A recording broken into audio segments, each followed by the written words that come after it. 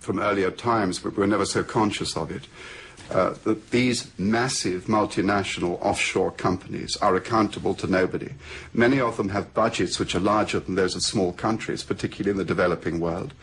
And they can move in on vulnerable, new, emerging countries that are struggling to organize themselves equitably. And they can screw up what's going on. They can find the corrupt people. It's very easily done.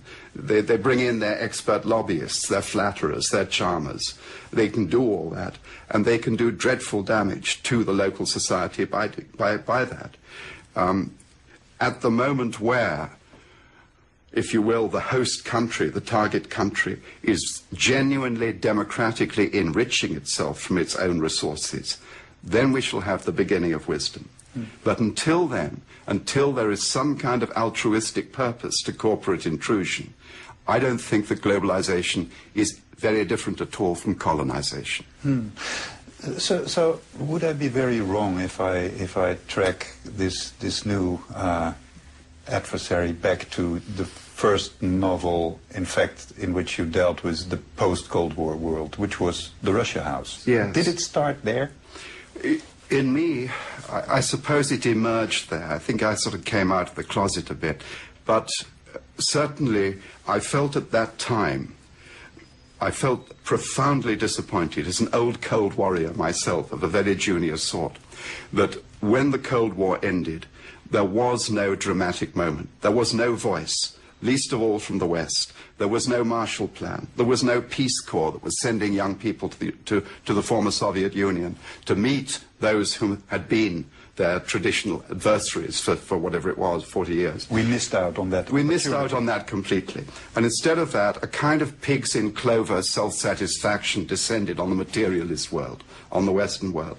And that awful Reagan-Thatcher love affair, the dignification of greed in my country, which was hastily extended by Blair in recent years, has to some extent undermined that very simple, very pompous-sounding necessity. That is a sense of responsibility for the people we're dealing with. There was, in those years, in 89, 90, 91, there really was a moment when we could have redesigned the world. That was one of those rare moments in history, just the blink of a star, where something wonderful could have happened, and absolutely nothing happened. And we had instead the fearful period of self-enrichment and far greater disproportion between rich and poor in our own communities, let alone between the rich countries of the developed world and the other emerging countries.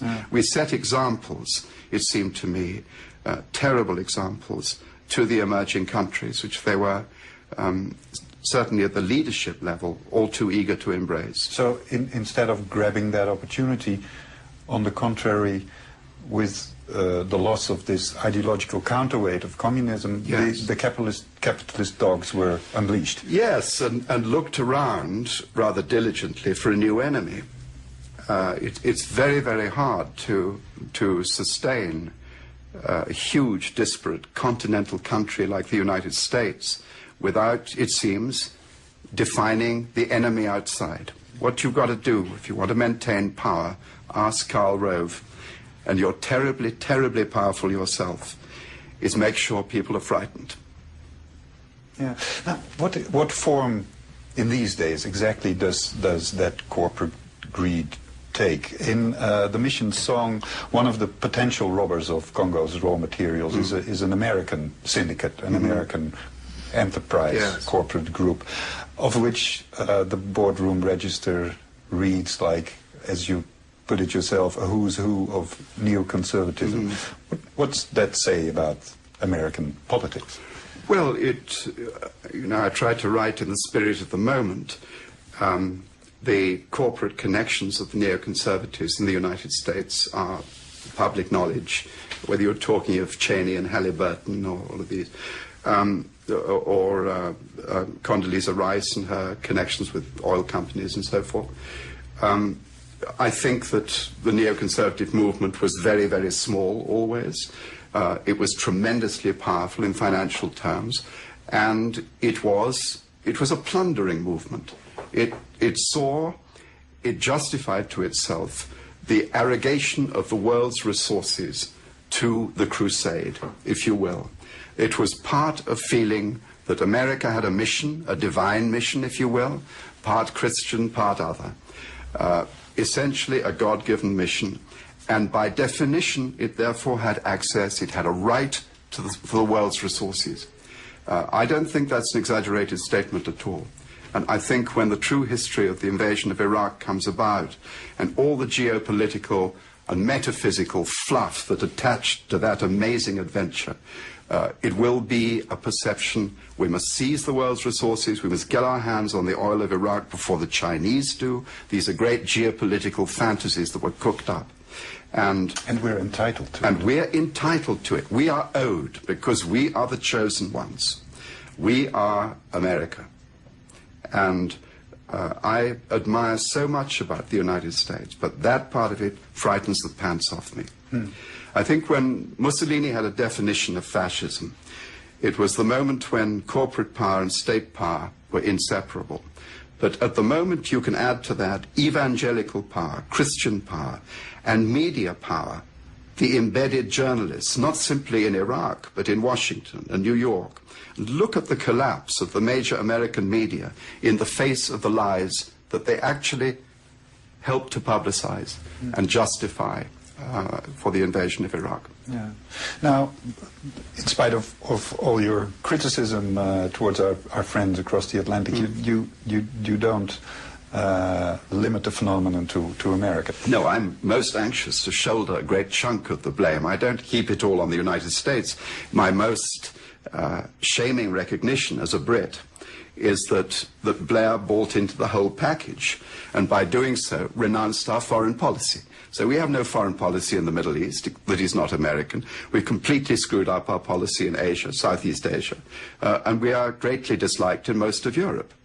And that's a consequence of really abandoning our foreign policy. On top of which, there is the greatest betrayal, I suppose, for somebody of my generation, is to see how the Labour Party, that we once cherished, now the new Labour Party, has become itself the tool of corporate power, has espoused corporate power, as it moved itself away from unions and trade union contributions, trade unions' financial support. So it had to embrace corporate power. And by doing so, it had to make a lot of compromises with itself, which are now extremely embarrassing. Look at the guest list of the House of Lords these days. And is there some conscience left in the Labour Party? I mean, are people in the Labour Party conscious of this? I think they are, but we're talking now of a world that is in a sense unfamiliar to me. That's a much younger world. It's the world of my children and grandchildren, which for the moment has actually turned its back on ideological concerns, almost deliberately, which has ceased to believe in the effect of their opinions and their votes, has ceased to believe in the expression of political thought through constitutional means, and is going for the money. And I think very much the same has happened. You know, we talk about the Labour Party